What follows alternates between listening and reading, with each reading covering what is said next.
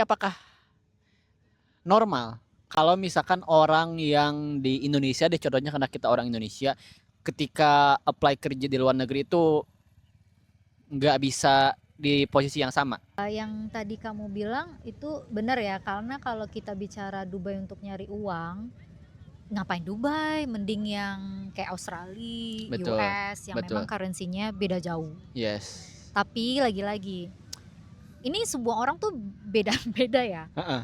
Aku juga nggak munafik. Semua orang kerja ya buat uang kan. Tapi ini bagi aku yang udah bekerja dan kebetulan di dunia perhotelan, aku nggak pernah pindah-pindah. Hmm. Aku itu percaya banget kalau kalian kerja memang berdasarkan untuk kalian nanti bisa bertahan jangka panjang, coba cari itu dari pengalaman. Nggak usah mikirin duit dulu, ya.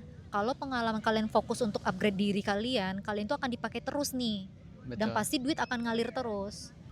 Tapi lagi-lagi aku nggak mikirin uang tadi. Aku mikir ke pengalamanku. Kayak kamu kan, ya kalau memang sama-sama ngulang dari nol, ada dua pilihan, di negara sendiri apa di luar. Ya mending di luar lah, Yeah. karena kan pengalaman ya kan. Karena kan pemerintahnya oke. Sekarang kalau misalnya kamu mau balik lagi ke Indo, kamu udah bisa minta posisi. Betul. Kamu mau posisi apa di Indo? Dan uang pasti akan ngikutin kamu. Yes. Coba kalau kamu milihnya, aduh gajinya juga sama, terus aku harus downgrade lagi kalau ke Dubai, mending aku di Indo aja. Tapi kamu bakal stuck di situ. Yeah. Dan kamu nggak akan kaya dengan pengalamanmu. Dan kamu di bidangmu nggak akan dipakai lama gitu, ngerti nggak sih? Karena skopnya gitu-gitu aja. Skopnya gitu-gitu aja. Oke. Itu menurutku nggak semua apa-apa itu diuangkan guys. Karena kalau memang pada dasarnya kalian mau lama di pekerjaan kalian, ya udah cari pengalaman sebanyak-banyaknya. Nanti pekerjaan itu yang datang ke kamu dan pasti gaji udah datang sesuai dengan apa yang kamu butuhkan. Ini sesuai dengan apa yang saya pegang. Kalau misalkan uang, saya tuh percayanya uang di luar kendali kita. Jadi ya udah fokus ke yang bisa kita kendalin, which is ngelakuin apa yang kita suka. Happy kan? Saya percaya kalau misalkan kita bisa ngelakuin apa yang kita suka, kita bakal ngasih yang terbaik. Kalau misalkan kita ngasih yang terbaik, masa sih kita enggak dikasih yang terbaik? Benar, that's right. Karena Dubai yang standarnya beda sama Indonesia tadi. Kalau misalkan lo udah ada di puncak gunung di Indonesia, di Dubai lo belum apa-apa. Masih di bawah, masih di pos 1. True. Tapi apakah worth it buat ngedaki gunung yang namanya Dubai ini atau Uni Emirat Arab secara general? Worth it kalau misalkan sejalan sama apa yang pengen kamu cari sih. Ya kalau misalkan pengen cari uang, ya kayaknya uang mah nanti deh. Kalau misalkan yang dicarinya growth, Dubai kayaknya bisa ngejawab itu gak sih? Bisa banget. Aku salah satu bukti pengalaman ya. Ya itu benar. Tapi lagi-lagi memang benar sih, kamu kalau memang mau cari uang, banyak kok negara-negara lain. Iya. Banyak kan gitu tadi ya, basicnya aja nih aku bilang ya. Aku salah satu cerita jujur nih dari aku Middle East gak masuk listku. Aku memang mau keluar negeri, tapi waktu itu bukan Middle East, karena ya itu aku nge-convertnya itu mata uang di sana apa? Dirham. 1 dirham berapa rupiah? Sedangkan negara-negara lain tuh kayak Australia berapa? Terakhir aja waktu itu 15.000. Yang pasti sekarang lebih kan. US, Jerman, Europe lah yang kayak gitu-gitu. Memang Middle East gak masuk di kategoriku, cuma Middle East itu lebih easy, lebih open, especially untuk kita yang kerja-kerja di hotel. Gak ada tes TOEFL-an lah. Gak ada yang harus kayak ke embassy-nya yang untuk ngurus apa segala macam, gak ada, gampang banget sih di sini. Sesimpelnya, ini karena saya masuk ke Dubai secara mandiri, cara masuk ke Dubai di hotel dengan cara masuk ke hotel di Indonesia itu sama banget. Gak perlu minta apa-apa lah, karena kita keluar negeri ya, jadi minta paspor aja ya. Lebih ribetnya di urusan visa, dan itu pun gak ribet-ribet banget dan juga. Dan iya, kita mah cuman bawa dokumen yang dikasih sama perusahaan doang. Kau bakal cocok ke Dubai kalau misalkan kayak gini. Masuknya itu cepet, tapi once kita udah masuk di sini, kita udah hidup di sini kayak first world country banget. Ya gimana? Saya sering banget loh Kak nge-handle tamu dari US, dari UK, dari London gitu. Terus mereka pengen berkarir di sini. Saya sering nanya kan, do you think US is a good place to make a career in hospitality? Dan saya juga nanya ke London kan, no mate, that's why I came here. Just please stay in Dubai. Aku rasa yang faktor pertama bagi mereka pengen berkarir di sini adalah di sini tuh nggak ada tax income buat mereka.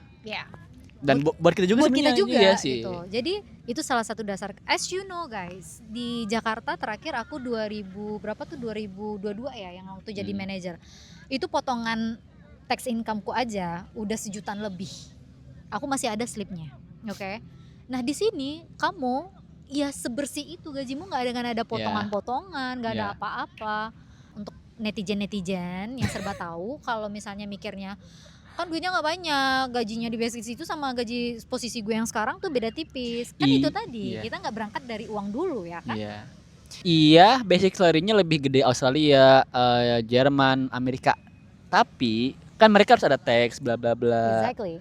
Jadi kalau misalkan gini deh, simpelnya, kalau misalkan lo yang mau kerja simple, lo dapat gaji terus kayak hidup di sini, nggak usah mikirin safety, nggak usah mikirin soal safety. Safety sih benar sih. Nggak usah mikirin soal apa lagi tadi, soal tax bla bla bla. Satu lagi nih, soal urusan paperwork. Karena aku kan baru pindah ya. As you know, aku tuh baru pindah dari hotel yang nggak pertama sih, hotel yang paling lama di Dubai aku ke hotel yang sekarang. Nah jadi tuh di tahun 2022 si embassy ini tidak meminta surat keterangan baik. Oke, kan nggak ada, itu cuma di Indonesia. Nah habis itu kan aku kerja di sini, nggak pindah-pindah. Sekarang kan baru pindah lagi, 2026. Dimintain surat keterangan baik dari Dubai Police. Betul.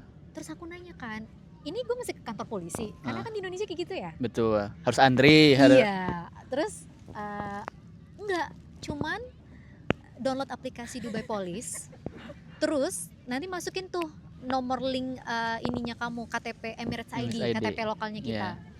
Udah, nanti dia langsung nge-link ke sebuah aplikasi UAE Pass. Itu dia udah langsung nge-link ke Dubai Police. Ya udah, kamu nanti tinggal pilih kamu mau request surat apa. Oh oke, aku keperluannya adalah surat baruan bisa. Police certificate apa gitu, aku lupa. SKCK lah ya. Clearance Police Certificate kalau nggak salah ya. Udah tinggal di aplikasi tinggal diisi apa yang data-data kamu gitu kan. Keperluannya apa, tujuannya untuk embassy atau work atau yang kayak gimana. Oke, aku pilih yang work. Udah, habis itu tinggal masukin pembayaran. Memang sih harganya lumayan mahal ya, 220 dirham. Tapi kan maksudnya tuh standarnya kan kita pakai dirham, bukan pakai rupiah. Benar, 220 dirham untuk si clearance police ini ya guys. Udah, aku udah bayar dan pembayaran gampang, tinggal Apple Pay ya. Betul. Jadi itu lebih gampang banget. Cuman dalam waktu 24 jam aku langsung di-approve dan suratnya langsung dikirimin ke emailku. Dan bayangin, itu salah satu bentuk kemudahannya si UAE ini. Aku ceritanya itu bukan safety nest aja ya. Dari segi paperwork kamu untuk urusan dokumen-dokumen kamu, wah di sini birokrasi digital banget. Ya birokrasi. Digital banget, nggak ada tuh yang ngantri sistemnya apa itu apa nggak ada. Calo. Aduh.